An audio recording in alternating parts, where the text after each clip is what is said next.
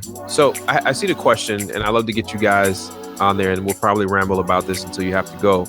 Um, COVID-19 Hmm. um, is lingering amongst all of us, and most of us that do any research or do any looking can know that the worst is probably still to come, and that there's going to be more financial struggles for a lot of people coming up. So, what does that look like? Because both of you were in one in the finance. I think both of you were in finance and industry at what mortgages, and then Wall Street during the last crash, if I'm not mistaken. Hmm. So, what do you see happening with the economy? And this is just projections and just your thoughts and all this. Vince, you read a lot. Justin, I know you read a lot too. Where do you think this will go? Right? Because I have a question. My retail products are flying off the shelf. Hmm. So banks are still giving loans. There's a huge amount of people unemployed right now.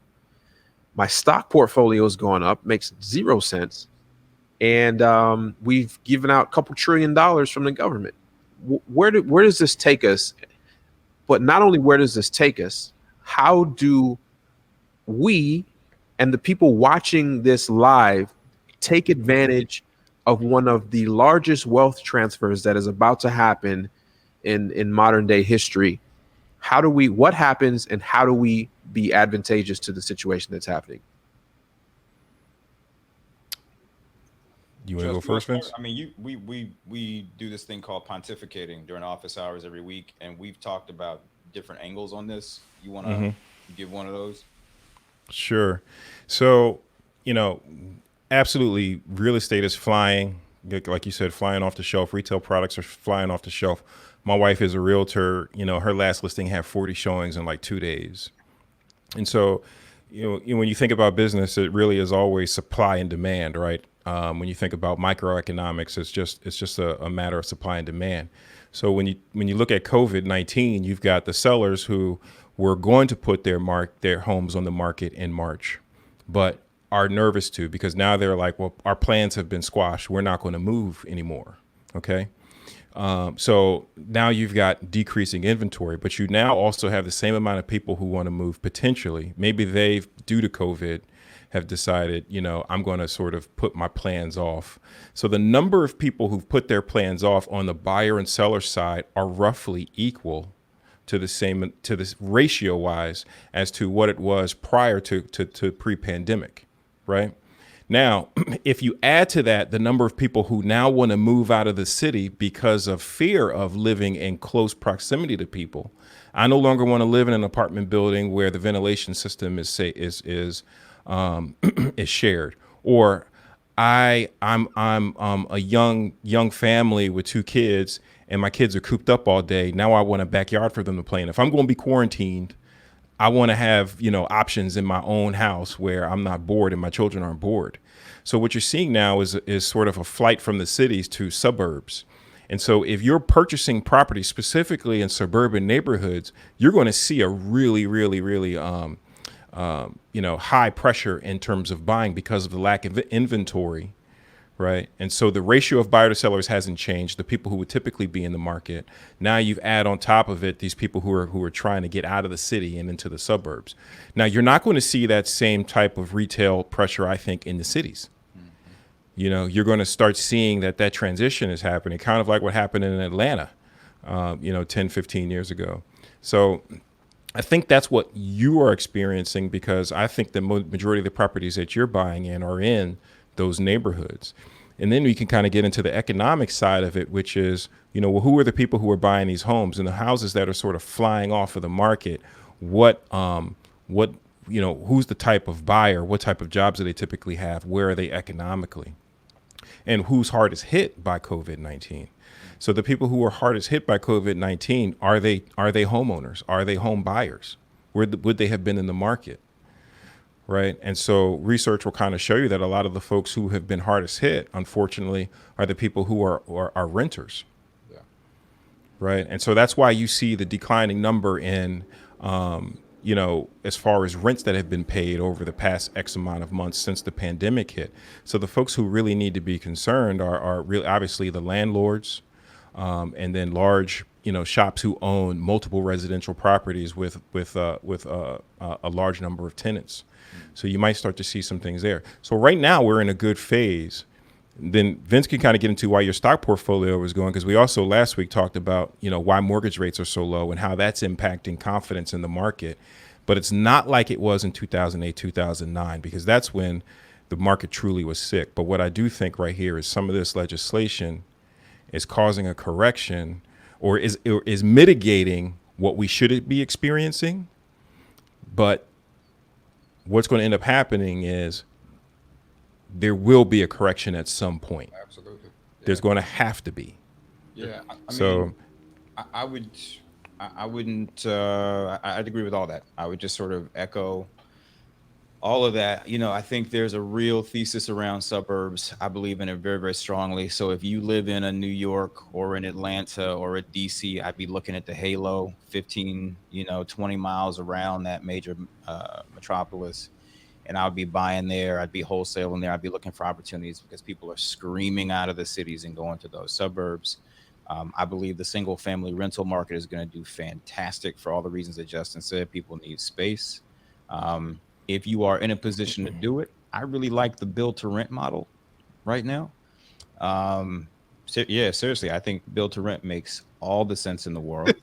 Oh, sorry, that was Max's secret. Don't do that. Don't do that. Don't do build to rent. No, I like it a lot, man. For all the reasons that we've discussed, we're becoming a nation of renters. And people do want that space, but people do want, something that feels like a their own home. So I like that thesis very much. mhm. And I think if you're liquid, my stock portfolio is way up too, and like I'm happy about it, but it is a little bit of a double-edged sword because It's coming down. it's definitely going to come down. Thankfully, so this is what I would say about securities. Right now, I would only be buying stuff that you plan to give to your kids, right? So I'm buying really high quality stocks that pay dividends, that I probably was going to buy anyway, and I just got them on sale back in March and April. And if they do when they do take a dip, when the second wave gets crazy, it won't hurt me too bad because I wasn't planning on selling them anyway. So Vince, one thing that you and I talked about this, one thing that I did to hedge is I started buying EFTs that are based in currencies where they responded to COVID-19 very well. Yeah, which is smart, which is a nice hedge, and we could have a currency and inflation conversation. That's probably a whole podcast right there. But yeah, I think that there are some very tough macro inflation currency things that are coming down the pike that quite frankly scare the. Can I cuss on your podcast? I cuss on my podcast. I won't cuss on your podcast. You better talk You don't cuss on office hours. I don't cuss on office hours because he's with Pastor Justin. because I'm with Pastor Johnson. Exactly right. But some things that scare the crap out of me. But yeah, man, I mean, that's my general thought. When it comes to real estate, I like the suburbs. I like build to rent. I like single family. And on the security side, buy stuff that you were going to buy anyway.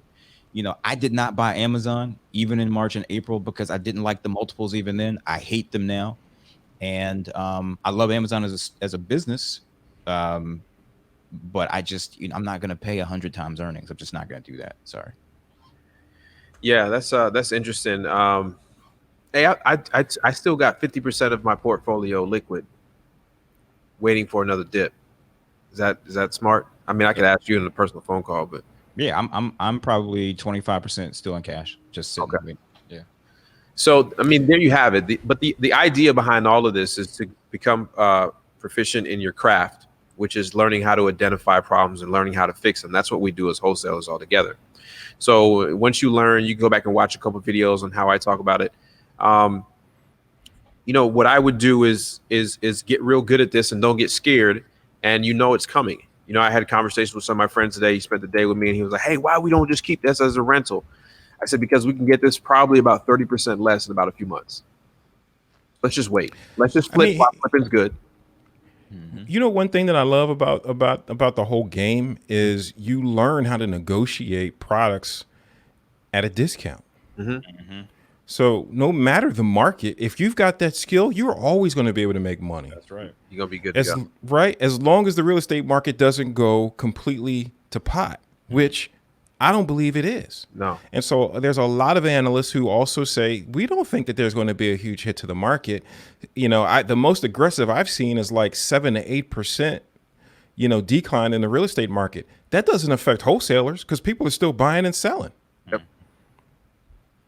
I do feel bad for commercial. If you're doing commercial, Yeah, I mean, commercial is going to get rocked. Especially Class A office. Sorry. Yeah, commercial's going to get rocked, which means there's going to be even more big money, offshore big money, buying United States single residential properties. Yeah. Built to rent, an entire development. Oh, there you go. See, I didn't even know that. That seriously, I just really believe in that thesis. I think it makes a lot of sense. Build 100 houses off for rent. Mm-hmm. Look, guys, I know in the sake of time, Vince, you got to go. I'm going to tune into your podcast as well. You got 1 minute to get there. Don't be late like you were late here and everything. My bad. Tell Kanye I said, what's up, Justin? I was talking Kanye off the ledge, man. I'm sorry. Yeah, I'm surprised you made it then. But Justin, I appreciate you guys. We just put their IG in right there. So that didn't show up well. Anyways, I'll make sure in the notes, the replay of this, that we're going to put their Instagram on there. Justin's not that active. Vince is getting better, but Justin will get better as time comes. I appreciate you. Love you guys both. Instagram?